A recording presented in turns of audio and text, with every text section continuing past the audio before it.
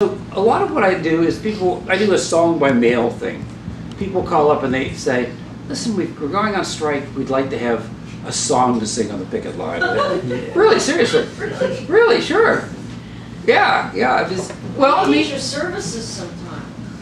Well, call. I'm serious. Yeah. In the old days, I used to sing it into their recording machine, you know, and before that, I would teach it to them over the phone, you know. And this was tough before faxes and stuff like that. But, so and then people sometimes people are honoring people. They ask for a song. So my friend Norm Stockwell, who's very, you know, just a lifeline worker, you know, and he's a lifeline wobbly and very, very involved in community radio and low power radio. And he called me up, I don't know, maybe a couple of years ago, said, it's Clarence's 95th birthday is coming up, right? I said, wow, I knew he was old, I didn't know he was that. And Clarence is a guy named Clarence Kailin, K-A-I-L-I-N. And in 1936, Spain got its first democratically elected government in a long time after having been under the monarchy. And it was called the Spanish Republic. And a group of right-wing generals under Francisco Franco, who were aligned with Hitler and Mussolini, decided to overthrow the government. So they invaded, and this produced what was known as the Spanish Civil War between a group who called themselves fascists under Franco and the democratically elected Republican government of Spain. And at that time, this was the time that Nazism was rising and fascism in Italy, and people around the world felt like, we have to make a stand here. Very important lesson. You know? The United States government said no. The United States government was still figuring out a way to get along with Nazi Germany. And they didn't want to provoke Hitler, so they made it illegal for Americans to fight in the Spanish Civil War. And yet 3,000 young, meaning, you know, they're mostly in their teens, young Americans, communists, socialists, trade unionists, radicals of different stripes, went to Spain to defend the Spanish Republic. Many countries around the world sent brigades and battalions. And in Canada, it was the Mackenzie Papillon Battalion, the Thalmann Brigade from Germany. Different countries spent, and they were called the International Volunteers, the Internacionalistas, to defend Spain and democracy. And Clarence, who was like 18 years old, went. He just went because he thought fascism should be fought against. The war took a terrible toll on those who fought in it. About a third of the Americans were killed. Most of them were wounded. He was one of the few who wasn't wounded seriously. And he came back, settled back down in Madison, and became a community activist for the next 75 years. Right?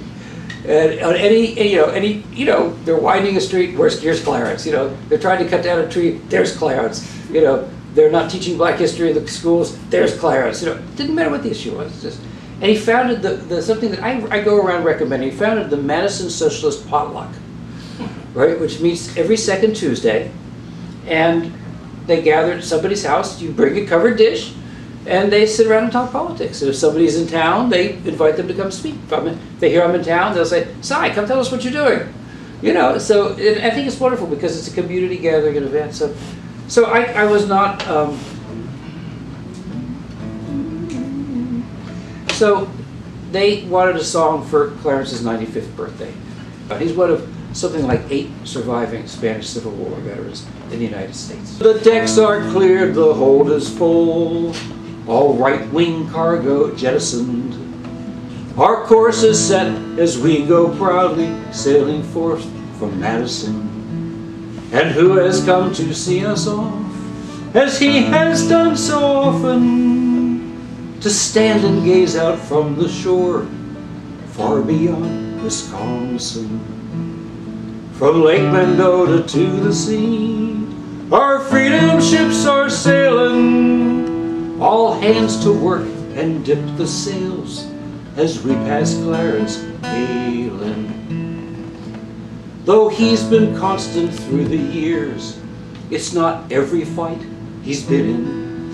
Somehow he missed both Valley Forge and Battleship Potemkin. But he has always done his part and tried to do his share of good, from the Spanish Civil War to the front lines of his neighborhood.